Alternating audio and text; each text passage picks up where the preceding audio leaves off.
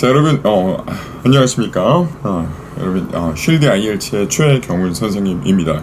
선생님과 함께, 역시, IELTS 기술책, 스텝 5부터 한번 이어서 나가도록 하겠습니다.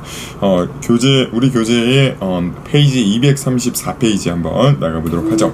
자, 우리 지난번에 이제 아이디어 에세이 이어서 우리가 보는데, 스텝 5에서 이제 바디 2를 작성하는 부분 우리가 나가보도록 하겠습니다. 자, 그래서 234페이지 하단에 보시면 우리가 바디 2 작성하는 것부터 나와 있는데요. 여러분, 자, 요거 이제 캐치를 한번 해보죠. 그래서 다시 한번 좀 복습을 좀 해보면, 앞쪽에 아이디어 에세이는 기본적인 형식은 오피니언 에세이와 비슷한데, 근데 이제 바디 1, 2에 어떤 내용이 들어가냐에 따라서 이제 아이디어 에세이를 쓰게 된다. 요거 우리가 강조를 했고, 보통 3가지 정도 포인트가 나오는데, 여러분에게 물어보는 게 이제 결과나 어떤 결과 아니면 문제점에 대해서 물어보고, 혹은 아니면 원인, 그리고 솔루션, 이렇게 솔루션에 대해서, 해결책에 대해서 여러분에게 물어본다. 근데 이거 중에서 3개 중에 보통 2개를 물어보는데, 그 2가지 물어보는 것들을 바디 1에 넣어주면 된다. 바디 1, 2에 넣으면 된다. 그러니까 지금 이제 바디 2를 작성할 때는 바디 1에 만약에 어떤 원인에 대해서 썼다면, 아니면 어떤 결과에 대해서 썼다면, 그렇다면 밑쪽에서 여러분이 어떤 그 2번째 요구사항, 그 솔루션이든 아니면 원인이든 간에 2번째 요구사항을 적는 부분이라고 보면 되겠죠. 근데 이제 기본적으로 작성하는 방법은 동일합니다. 그래서 여러분이 이제 그 다음 장 넘겨서 우리가 볼까요? 자, 9번 문장의 바디 토픽은 바디 2 전체 주제문이다. 이건 바디 1에서 했던 것처럼 여러분이 지금 솔루션을 쓰는 단락이다. 그 바디 2는 보통 솔루션을 쓰거든요. 보통 해결책이 많이 나와요. 기출이 무조건 그런 건 아니지만, 근데 이제 솔루션을 쓴다고 하면 이 단락은 해결책을 쓰는 단락이다. 이렇게 우리가 한마디 해주는 거. There are two main solutions. 이런 식으로 There are two main solutions. 이런 식으로 간단한 아이디어로 얘기할 수도 있고, 여러분이 솔루션 쓸 거 2개를 이렇게 좀 정리를 해서 명사로 이렇게 좀 나열하는 방법도 있으니까 여러분이 그건 선택하셔도 될 것 같습니다. 자, 그래서 이제 요것만 적어주세요. 여러분, 바디 토픽 쓸 때 그냥 이제 1번 방법은 그냥 여기가 솔루션 쓰는 단락이다. 이렇게 우리가 얘기하는 방법도 있고, 그리고 이제 2번째는 그 내용을 넣어서 소개만 하는 게 아니라 이러한 솔루션이 있다. C와 D 같은 솔루션이 있다. 이렇게 우리가 내용을 넣어주는 것도 가능하니까, 구체적인 문구는 뒤쪽에서 우리가 템플릿을 보면서 보더라도 여러분이 일단 기본적으로 나에게 선택권이 이렇게 9번 문장을 쓸 때 선택권이 이렇게 2개가 있구나, 요거를 아는 거는 굉장히 중요하겠습니다. 자, 그 다음에 이제 2번째로 넘어가서 10번에서 13번 문장까지 아이디어와 예시를 2개씩 우리가 적어주시면 되겠죠. 근데 이거는 조금 보통 바디 2의 솔루션이 나오기 때문에 밑쪽에 나와 있는 표는 같이 한번 보면 좋을 것 같은데요. 자, 이거 한번 체크하시고 그 다음에 한번 내용을 확인해 보도록 하죠. 자, 적절한 솔루션을 쓰는 전략. 여러분, 자, 이게 일단 요거 하기 전에 간단하게 우리가 좀 체크를 해보면, 요것도 역시 10번에서 13번 문장도 역시 아까 봤던 대로 이제 솔루션을 쓴다. 9번 문장, 아까 앞 문장에서, 여기 앞 문장에서 9번 문장에서 여기서는 솔루션을 쓰는 단락이다. 이렇게 캐치를 해주고, 그 다음에 우리가 10번에서 우리가 아이디어 1, 그죠? 솔루션 1이겠죠. 솔루션 1 이렇게 해가지고 10번에서 하나 적고, 그 다음에 솔루션 2, 그죠? 솔루션 2 이렇게 해서 11번에 적고, 그 다음에 여기 11번은 아니고, 여기 12번이겠죠. 12번. 그리고 이제 11번이 이제 예시, 솔루션 1에 대한 예시 1, 그리고 이제 12번에 대한 13번이 이제 예시 2, 이렇게 해서, 자, 조금 정리를 해보면 여러분이 적을 때는 어떻게 적는다? 이렇게 해서 1번, 9번, 이제 바디 2인 거죠. 이제 9번 단락으로 이제 솔루션에 대해서 쓰겠다. 근데 거기에 2가지가 있는데, 우리가 첫 번째 솔루션은 이런 것들이 있는데, 거기에 대해서 예시가 이거고, 그리고 그 2번째 솔루션은 그러면은 거기 추가적으로 이런 게 있는데 거기에 대한 예시가 이런 거다. 그래서 지금 선생님이 설명한 요 5개의 흐름으로 여러분이 작성해 주시면 되겠습니다. 그리고 뒤쪽에 교재 이제 그 표현이나 이런 것들이 정리돼 있고 뒤쪽에서 또 오피니언 에세이 때 그랬던 것처럼 샘플을 적어드렸으니까 여러분이 여기서 멈추지 마시고 뒤에 내용들을 보면서 선생님이 단락의 구조를 잡아간다는 게 무슨 얘기인지 그걸 다시 한번 문장을 한번 읽어보시는 게 더 좋을 것 같습니다. 그죠? 그래서 그렇게 우리가 보고요. 그러면 솔루션을 보통 어떤 내용을 쓰는 게 좋은가 이런 게 좀 고민되실 수 있는데 선생님이 좀 솔루션으로 잘 나오는 것들을 정리를 해봤어요. 요거 두 가지만 좀 기억해보세요. 첫 번째, 가능하면 사회 전반에 영향을 주는 방법. 사회 전반 동그라미 여러분 general한 포인트를 우리가 적어주시면 되겠죠. 우리 speaking part 3 할 때 한번 언급을 드렸지만 우리가 여러 가지 여러분 예시나 아니면 솔루션이나 아이디어를 적을 때 그냥 개인적인 경험이 이렇다 우리가 내가 해보니까 이런 솔루션이 있더라 이거보다 사회 전반적으로 좀 적용될 수 있는 솔루션을 적어주시면 훨씬 더 여러분 어떤 내용이 좋죠? convincing한 내용을 우리가 적을 수 있겠죠. 좀 더 상대방한테 설득력이 있는 내용을 우리가 적을 수 있다고 보시면 되겠죠. 그래서 이게 여러분 실제로 점수에 영향을 미칩니다. 특히 우리 7.0 위로 우리가 목표를 하시는 분들은 특히나 우리 좀 7.0 위로는 적절한 예시를 적었는지 그리고 여러분의 솔루션이 좀 이제 컨빈싱 했는지를 실제로 채점하니까 요런 거 포기하지 마시고 내용 내가 웬만하면 사회 전반에 영향을 주는 내용을 선택해 주시는 게 좋을 것 같습니다. 여러분 떠올릴 때는 여러분이 머릿속에서 브레인스토밍을 할 때는 내 경험으로부터 생각하는 것도 괜찮습니다. 근데 적을 때는 many people tend to think나 아니면 some people may say 뭐 이런 식으로 여러분 좀 다른 사람의 의견인 것처럼 얘기를 해주면 그래도 좀 전반적으로 여러분 좀 오브젝티브한 그런 설득력 있는 어떤 톤을 갖게 되거든요. 그래서 그런 식으로 좀 활용하시는 게 좋겠죠. 자, 그래서 이제 개인에게만 영향을 주는 내용은 좀 지양하고 여러분 이제 이런 것들은 개인에게 미치는 거 말고 자 정부나 시민들의 노력 그죠? 뭐 정부 시민들의 노력이나 아니면 캠페인 그리고 기업의 솔선수범 여러분 영어 적어놓을까요? initiative 그죠? initiative가 이제 솔선수범인데 근데 이런 표현들을 우리가 적어주시면 그러면 이제 조금 더 이제 사회 전반에 대한 얘기가 되겠죠. 그죠? 그것들 하나 우리가 보시고요. 그 다음에 이제 여러분 뒤쪽에서 두 번째 가능하면 문제의 원인을 해결해주는 방법을 쓴다. 여러분 자 이거는 굉장히 중요한 어떤 이제 그 아카데미아의 굉장히 중요한 어떤 로직인데요.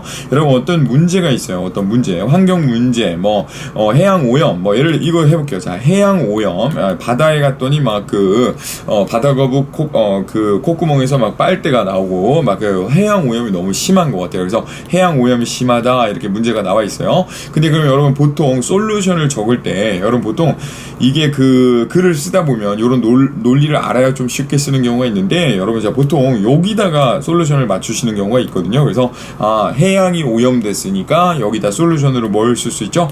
해양을 치우자. 그래서 치우자. 이렇게 거기를 뭐 봉사활동을 하든 가서 뭐 이제 쓰레기를 줍든 이제 해양 오염을 해결하자. 이렇게 우리가 솔루션을 낼 수 있는데 여러분 그렇게 좋은 솔루션이 아닙니다. 그래서 솔루션은 현상을 그냥 단순하게 부정하는 솔루션. 그러니까 환경오염 됐다. 그럼 환경오염을 고치자. 뭐 아니면 환경보호를 하자. 이건 너무 단순해요. 여러분 쓸 말이 없습니다. 근데 그거보다는 좀 더 깊이 있게 들어갈 필요가 있는데 problem에 관련해서 밑에 여러분 적어볼까요?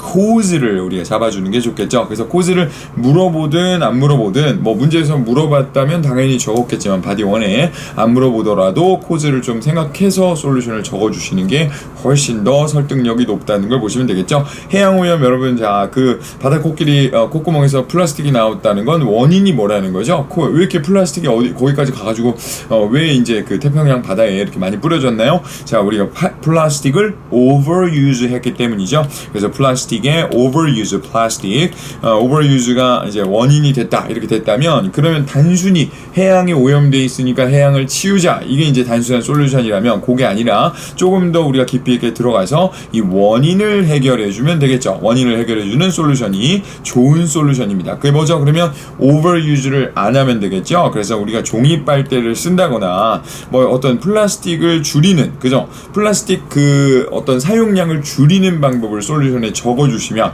그러면 굉장히 여러분이 요 원인 때문에 만약에 이 일이 발생한 것이라면 여러분이 원인을 해결해주면 솔루션도 해결이 될 거다. 그래서 요 분홍색으로 적은 요 화살표를 여러분이 어떤 논리로 받아들여 주시면 굉장히 설득력 있는 솔루션을 쓸 수 있다고 보시면 되겠습니다. 그죠? 그래서 그 얘기가 이 얘기입니다. 옆에 나와 있는. 그래서 가능하면 문제의 원인을 해결해 주는 방법을 쓴다는 건 아까 방금 제가 설명드린 거예요. 그래서 현상만 없애는 피상적인 해결책은 안 쓰는 게 좋고요, 여러분. 그리고 쓰더라도 여러분 뒤쪽에 할 말이 없는 자신을 발견하게 될 겁니다. 근데 이제 환경 문제 해결하려면 오염의 원인을 좀 제거할 수 있는 방법을 얘기하면 된다. 근데 그게 아주 해양 오염이 적절한 예시였습니다. 그래서 이 삼각구도의 논리를 좀 더 좀 자세하게 여러분 생각해 보시는 게 굉장히 중요할 것 같네요. 자, 다음에 여러분 넘어가서 뒤쪽에 제가 템플릿을 마련을 해놨습니다. 그래서 여러분 바디2 관련된 템플릿이니까 한번 보시면 되는데, 자, 아까 말한 대로 여러분 문장 한번 볼게요. 토픽에서 solutions to these problems, 그죠? 위쪽에 나와 있는 이 글이 쭉 진행이 되다가 이제 바디2가 나온 거니까 이제 앞쪽에서 언급된 여기 인트로도 있고, 그 다음에 여러분 바디1도 있고, 그 다음에 뒤쪽에 바디2 요 부분 지금 요 바디2 부분에 대해서 요렇게 우리가 언급이 된 거니까 캐치하시면 되겠죠. 그죠? 요 단락을 얘기하는 거예요. 그래서 이제 위쪽에서 문제가 나왔을 거니까 그 문제에 대한 그런 솔루션은 심플하다, 뭐 이런 식으로 언급을 해줄 수도 있고, 여기에 내용을 넣어도 된다 그랬죠. 그래서 이제 내려가는 거죠. 해결책 1하고 2가 있네요. 그죠? 요렇게 우리가 표시해주고요. 해결책 1은 first it is the duty, 뭐 이런 것들은 의무다, 뭐 정부의 의무다, 뭐 하는 게 중요하다, 뭐 이런 방법으로 여러분 좀 캐치를 해주시면 되겠고요. 그 다음에 두 번째 보시면 여러분 first랑 secondly 있죠? 동그라미 쳐주세요. 두 번째 secondly 하게는 perhaps 아마 more importantly, 그래서 이제 좀 더 중요하게 보면 사람들이 should 이런 것들을 해야 된다, 뭐 이런 것들, 뭐 솔루션이니까 이제 그런 부분들을 좀 이렇게 should를 이용해서 좀 활용하는 것도 괜찮겠습니다.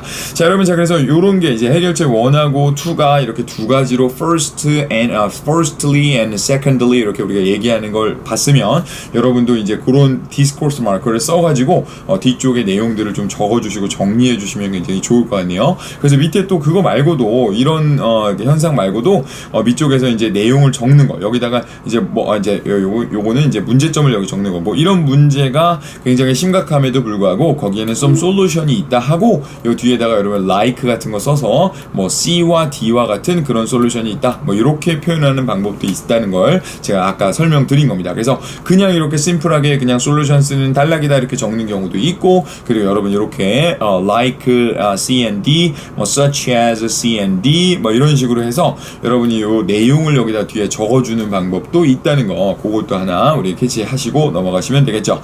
그래서 일단은 여러분 제가 추천하는 거는 그냥 뭐 내용을 적기보다 그냥 우리 앞에 위에 첫 번째 템플릿처럼 그냥 심플하게 적고, 그 다음에 이제 좀 실력이 올라갔다, 내가 이제 기본적인 영작은 다 가능하다, 이렇게 좀 7.0 위로 노리시는 분들은 좀 요약을 해서 토픽 센텐스에 좀 이 바디의 전체 이 바디 안에 주제문을 좀 요약해서 적어주는 것도, 내용을 소개하는 것도 좋을 것 같습니다. 그죠? 그래서 예를 들면 여러분도 뭐 한국말로 생각하면 쉽게 생각할 수 있을 건데, 예를 들면 이렇게 뭐 바디 안에 이제 위쪽에 뭐 이런 얘기를 하는 거죠. 뭐 경제적인 측면의 솔루션과 그리고 뭐 사회적인 측면의 솔루션에 대해서 얘기를 해보겠다, 그렇게 하고 경제적인 측면의 솔루션이 뭔지, 그리고 사회적인 측면의 솔루션이 뭔지를 아래쪽에서 설명하는 식의 그 글이 굉장히 잘 오르가나이즈 된 그런 글이라는 걸 캐치하시면 좋겠죠.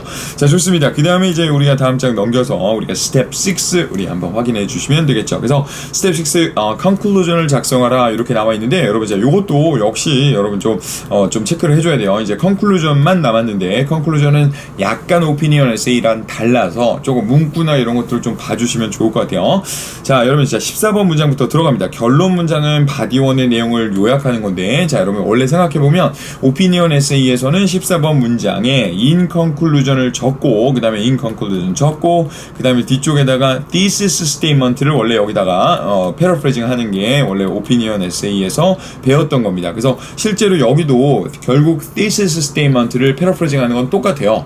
그런데 여긴 아이디어 에세이이기 때문에 thesis statement에 대한 내용이 이 아이디어, 그러니까 원인을 적으라고 했다면 그 원인을 적겠다는 게 thesis statement이기 때문에 여러분 여기다가 그냥 이제 body 1의 내용을 요약하고 그 다음에 이어서 다음 문장에 15번 문장에 이어서 만약에 솔루션을 쓰라고 했다 그러면 15번에서 솔루션도 우리가 해결책도 들어가는 거니까 요 컨클루전은 여튼 두 문장 아이디어 에세이의 컨클루전은 아이디어를 쓰라고 했던 예컨대 원인과 솔루션을 쓰라고 했다면 원인과 솔루션의 핵심 내용이 컨클루전에 들어가면 된다. 이렇게 정리하시면 될 것 같아요. 그죠? 이제 이때 뒤에 뭐 예시나 문구는 있으니까 일단은 지금 뭘 적어야 되는지 컨셉만 파악하고 들어가시면 되겠죠.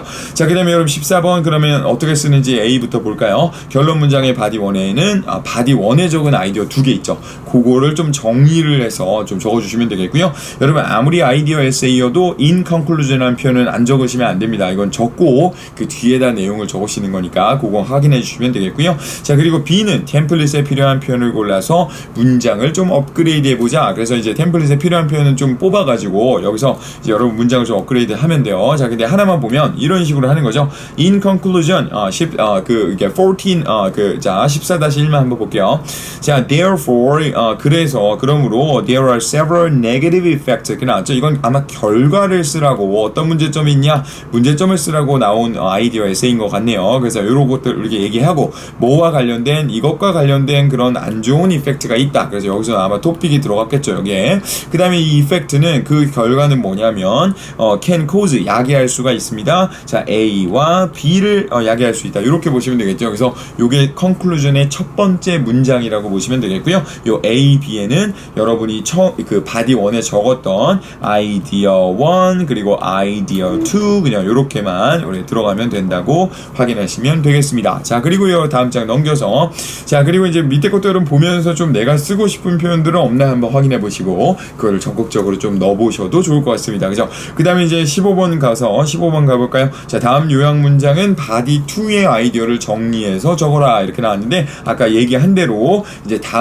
바로 다음 문장에서 컨클루전 두 번째 문장이죠. 컨클루전의 두 번째 문장에는 body 2에 적었던 아이디어 아까 솔루션을 많이 적는다고 했는데 그 솔루션에 대한 아이디어 선생님이 기출을 기출을 많이 분석해 보니까 body 2에는 보통 솔루션은 좀 빠지지 않는 경향이 있어요. 그래서 여러분이 어떤 아이디어 에세이를 쓰든 간에 솔루션은 body 2에 좀 어느 정도 꼭 써야 된다 뭐 이런 식으로 생각하셔도 좋을 정도로 많은 기출에서 두 번째 요구사항으로 솔루션이 나왔으니까 요거는 한번 봐주시면 되겠죠. 그래서 다음 요약 문장의 body 2의 솔루션을 이렇게 아까랑 비슷한 맥락으로 이제 앞에 앞문장하고 비슷하게 우리가 두 개로 설명해 주시면 되거든요. 그래서 이제 밑에 템플릿을 보면서 좀 어떤 방식으로 넣는지 한번 볼게요.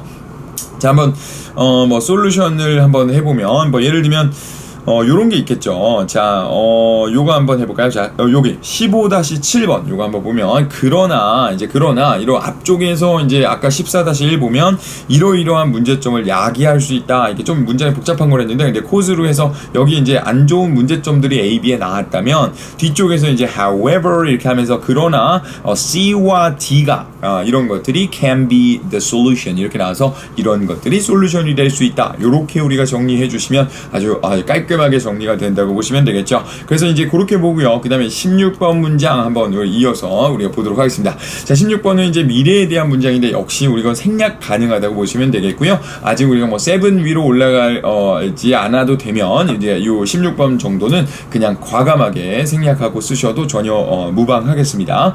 자, 그 다음에 여러분 자 이어서 한번 볼게요. 자, 밑쪽에 아이디어 에세이 전체 예시를 제가 체크를 해놨는데 여러분 요거는 한 번 정도는 좀 읽어보시는 게 좋을 것 같아요. 그래서 어떻게 보면 실제로 현장 강의에서 어떤 학생이 그랬는데 이제 이게 그냥 좀 샘플을 한번 읽어보는 게 본인은 좀 전체적인 글의 맥락을 좀 파악하기가 더 편하다고 하더라고요. 그런 것처럼 다른 거 오피니언 에세이는 좀 이해를 하는 게 중요한데 아이디어 에세이는 문구가 어렵다기보다는 여러분이 아이디어를 짜내서 넣는 게 좀 어려운 부분이라고 보시면 되겠죠. 그래서 오피니언 에세이는 조금 찬성한다 반대한다만 쓰면 되기 때문에 오히려 여러분이 넣어야 되는 이유나 아니면 좀 문구 같은 게 되게 중요했는데 아이디어 에세이 같은 경우는 여러분이 아이디어를 좀 짜내는데 시간이 걸리고 또 그것도 영어로 표현할 수 있는 아이디어를 선별해야 되잖아요. 근데 뭐 아무리 좋은 아이디어가 있어도 영어 단어를 모르면 그건 쓸 수가 없으니까 그래서 이제 그런 부분이 더 중요해서 여러분이 그냥 요 예시를 한번 쭉 읽어보면서 요 아이디어 에세이는 한번 전반적으로 이런 식으로 설명하는구나 이거는 이게 좀 파악을 해주시는 게 되게 중요할 것 같아요. 그래서 요거는 한번 읽어보는 걸 제가 이제 과제로 내드리겠습니다. 그래서 요건 한번 독해를 리딩 지문이라고 생각하고 이거 zoo 관련된 얘기인데요. 이제 동물원의 기능이 베네핏이 맞냐 아니면 드로백이 맞냐 이런 건데 요거 한번 읽어보는 걸 제가 좀 숙제로 드리고 그리고 실제로 이거는 라이팅 말고도 그냥 리딩이나 이런 리스닝 같은 데도 굉장히 잘 등장하는 주제니까요. 여러분 요거 내용도 좀 기억해 보셔도 좋을 것 같습니다. 자 그렇게 우리 캐치해 주시고 그 다음에 마지막에 여러분 마지막에 자신의 글을 최종 점검해야 된다 요 내용도 우리 좀 캐치를 해주시고 여러분 마지막에 리바이즈를 한번 제대로 이제 해주시는 거 중요하다고 보시면 되겠죠. 자 그래서 일단 여러분 아이디어 에세이는 리바이즈는 선생님 그 앞쪽에서 한번 정리해드렸으니까 이제 리바이즈 하는 방법은 좀 그대로 이제 캐치해주시고 자 뭐 그래도 한번 다시 한번 복습해볼까요? 동사는 여러분 수일치 그 다음에 시제 그리고 수동태 이런 것들 우리가 체크해 주셔야 되고 그 다음에 명사 같은 경우는 여러분이 뭐 이거 셀 수 있는지 아니면 없는지 그리고 이제 관사 같은 거 이런 것들 위주로 좀 체크해 주시면 그리고 대명사 요거까지 대명사 내가 쓰고 있는지 뭐 이런 것들 우리가 위주로 체크해 주시면 좀 그 높은 점수를 마지막에 리바이즈 할 때 좀 0.5라도 얻어갈 수 있을 겁니다. 그리고 캐치해 보시면 요거는 이제 처음 공부하시는 분들 내가 5점에서 지금 5점에서 6 이상으로 올라가고 있다 하면 일단은 5점대인 분들은 동사를 많이 틀릴 거고 그러니까 동사를 집중해서 보시고 그 다음에 내가 6점에서 6.5 이상으로 6.5에서 7로 올라가고 있다 하시는 분들은 명사를 많이 틀릴 겁니다. 그래서 그렇게 우리가 좀 정리를 해서 먼저 동사가 안 틀리고 그 다음에 우리가 명사를 안 틀리면 된다 뭐 이런 맥락으로 좀 정리하시면 좀 더 깔끔하게 여러분 포커스를 맞춰서 내 실력을 올릴 수가 있을 겁니다. 그렇게 보시면 되겠죠. 자 여러분 됐고요. 그렇게 보고 그 다음에 여기까지 나오고 혼합형 에세이 나오는데 혼합형 에세이는 잠깐만 끊었다가 쉬었다가 그 다음에 혼합형 이어서 나가도록 하겠습니다. 여러분 괜찮죠? 자 여러분 그럼 잠깐만 쉬었다 할게요.